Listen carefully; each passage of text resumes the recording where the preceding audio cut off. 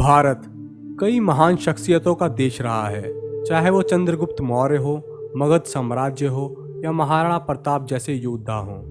पर एक योद्धा जिसने सिकंदर जैसे विश्व विजयी क्रूर राजा को भी नाको चने चबवा दिए थे, वो थे पौरव साम्राज्य के गौरवशाली राजा पुरुषोत्तम, जिन्हें यूनानी लोग पोरस कहते थे। कहीं न कहीं इतिहास में सिकंदर द्वारा पोरस पर जीत का बखान किया गया है, पर क्या यह संपूर्ण सच है या सिर्फ सिकंदर को महान दिखाने के लिए यूनानी इतिहासकारों द्वारा गढ़ा गया असत्य है? चलिए जानते हैं क्या सच है और क्या झूठ। सिकंदर क्रूरता का प्रतीक माना जाता था, जो हिंसा और रक्तपात के माध्यम से दुनिया को जीतना चाहता था। लेकिन क्या उसने वास्तव में हाइडेस्पेस की लड़ाई के दौरान शक्तिशाली भारतीय राजा पोरस के खिलाफ युद्ध जीत लिया था, जैसा कि हमें स्कूलों में सिखाया गया है, या जानबूझकर इतिहास हम सभी से छुपाया जा रहा है? लगभग 2300 साल पहले मैसेडोनिया के राजा सिकंदर के नेतृत्व में एक महापराक्रमी यूरोपीय सेना ने भारत पर आक्रमण किया था। 8 वर्षों के निरंतर युद्ध और फारसी साम्राज्य पर विजय प्राप्त करने के बाद 326 ईसा पूर्व के वसंत में सिकंदर ने सिंधु नदी को पार किया और तक्षशिला, जो आधुनिक शहर अटोक के पास था, उस पर कब्जा कर लिया। उसने राजा पोरस को अधीनता स्वीकार करने के लिए एक संदेश भेजा, जिसमें लिखा था, या तो हमारे साथ हो जाओ या फिर युद्ध करो। उसके इस संदेश को राजा पोरस ने मानने से इनकार कर दिया और सिकंदर के अभियान के अगले चरण के लिए उकसाया और उसे युद्ध की चुनौती दे डाली। सिकंदर जानता था कि पोरस की विशाल सेना के खिलाफ सीधी लड़ाई में उसके आदमियों के पास कोई मौका नहीं होगा। 30,000 पैदल सेना, 300 रथ और 200 हाथियों के साथ पोरस के सैनिक नदी की दूसरी ओर प्रतीक्षा कर रहे थे। सिकंदर, जिसके बारे में माना जाता था कि उसने भारतीय किले को हराने के लिए विश्वासघात का सहारा लिया, जो पोरस को आश्चर्यचकित कर गया, उसने गुप्त रूप से अपनी सेना प्राप्त की और पोरस पर आक्रमण कर दिया। यह पहली बार था जब यूरोपीय और भारतीयों ने युद्ध के मैदान में एक दूसरे के चेहरे को देखा था। ग्रीक समकालीन लेखकों ने हाइडेस्पेस की लड़ाई को सिकंदर की सभी लड़ाइयों में सबसे कठिन लड़ाई के रूप में वर्णित किया था। पोरस ने बहादुरी से लड़ाई लड़ी, उसकी सेना का सफाया कर दिया गया। मैसेडोनिया के राजा ने उससे पूछा कि उसके साथ कैसा व्यवहार करना चाहिए, तो पोरस ने शांत गरिमा के साथ उत्तर दिया कि राजा की तरह। सिकंदर ने उसे अपने वचन पर लिया। वह अपने प्रतिद्वंदी की बहादुरी से इतना प्रभावित हुआ कि उसने न केवल पोरस को उसका राज्य वापस कर दिया, बल्कि विभिन्न स्वतंत्र जनजातियों के अतिरिक्त क्षेत्र भी उसे दे दिए, जिन्हें उसने अपने अधीन कर लिया था। सिकंदर हमेशा से अपने जिद्दी विरोधियों के प्रति इतना उदार नहीं रहा था। ग्रीक लेखों के अनुसार हाइडेस्पेस के बाद उनका धर्मार्थ व्यवहार अस्वाभाविक और असंभव था, क्योंकि पहले और बाद की लड़ाइयों में उसने उन नगरों में सबका वध किया जिन पर उसने विजय प्राप्त की थी। फिर उसने पोरस के साथ ऐसा क्यों नहीं किया?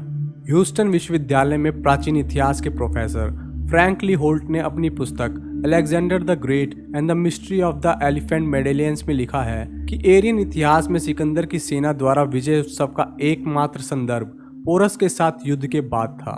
सिकंदर की सेना उनके द्वारा लड़ी गई किसी भी लड़ाई के बाद उत्सव में शामिल नहीं हुई, लेकिन हाइडेस्पेस की लड़ाई एक अपवाद थी।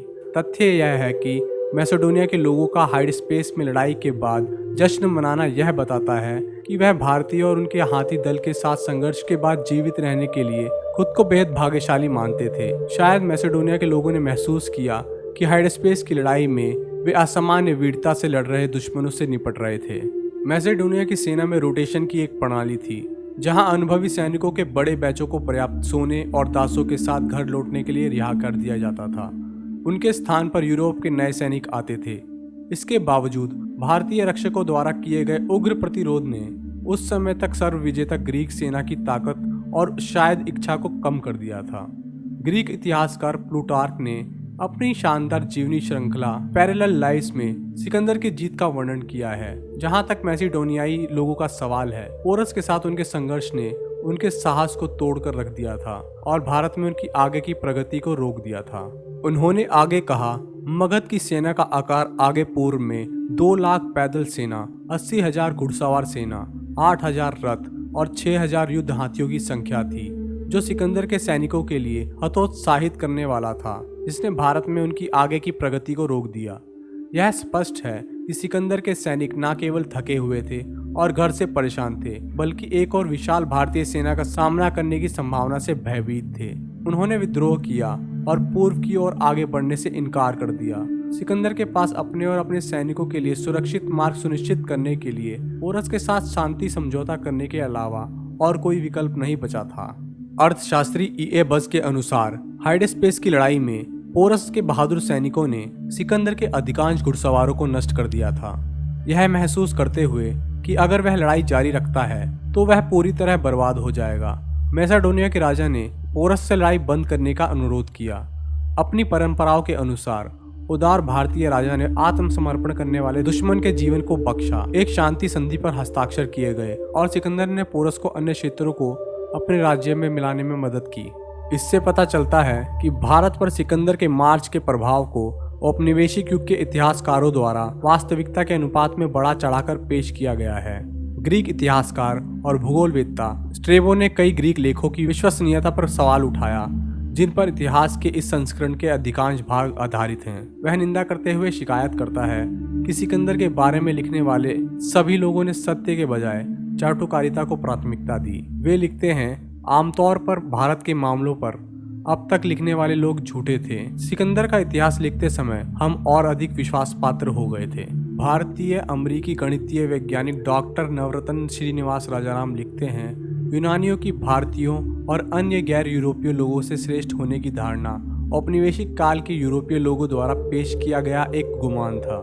यूरोपीय श्रेष्ठता के इस गुमान को बनाए रखने के लिए औपनिवेशिक अधिकारियों ने यूनानियों को भारत में ज्ञान लाने के अलावा सब कुछ बना दिया। वह ऐसा दावा करते थे जो यूनानियों ने कभी किया ही नहीं। वह हमेशा अपने आप को श्रेष्ठ दिखाना चाहते थे, चाहे इतिहास जो भी हो। पहले कदम के रूप में इन विद्वानों ने सिकंदर की विनाशकारी हार को एक जीत में बदल दिया, जिसके परिणाम स्वरूप उसका पराजित प्रतिद्वंदी अधिक क्षेत्र के साथ समाप्त हो गया। सिकंदर को भी अपनी कथित विजयी सेना द्वारा एक विद्रोह का सामना करना पड़ा और जल्दबाजी में पीछे हटने के लिए मजबूर होना पड़ा, जिसके परिणाम स्वरूप उसकी सेना लगभग नष्ट हो गई और उसकी आकस्मिक अकाल मृत्यु हो गई। भारतीय इतिहासकार और लेखक अक्सर प्रसिद्ध रूसी जनरल और सैन्य विचारक मार्शल ग्रेगरी जुकोव द्वारा हाइडेस्पेस की लड़ाई की यथार्थवादी तस्वीर पेश करने में किए गए योगदान का उल्लेख करते हैं। जुकोव के अनुसार सिकंदर ने अपने भारतीय अभियान में रूस में नेपोलियन की तुलना में कहीं अधिक खराब प्रदर्शन किया था।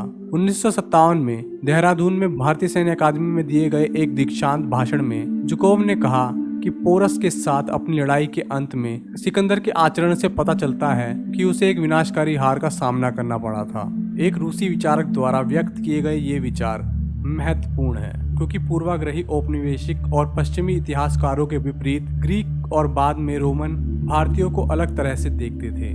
उदाहरण के लिए एरियन अलेक्जेंडर एनाबेसिस में लिखते हैं कि भारतीय सभी एशियाई लोगों में सबसे महान थे। अगर पंजाब और सिंध के लोग उग्र थे तो भारत के पूर्वी हिस्से में पुरुष कद और साहस में श्रेष्ठ थे। यह सब पश्चिमी इतिहासकारों द्वारा स्पष्ट किया गया है, जिनके विचार में राजा पोरस पर एक जीत भारत की विजय के समान थी। इसलिए यह सिर्फ एक निंदनीय बात है जो पोरस जैसे महान राजा को उस सोच के साथ इतिहास में पेश किया गया था। आपको क्या लगता है पोरस के इस तथ्य के बारे में जानकर? कमेंट करके हमें ज़रूर बताएं। वीडियो अच्छा लगा हो तो वीडियो को लाइक और वीडियो को ज़्यादा से ज़्यादा शेयर करें, और ऐसी ही मनोरंजक वीडियोस को देखने के लिए हमारे चैनल बियॉन्ड बिलीफ को सब्सक्राइब जरूर करें। धन्यवाद।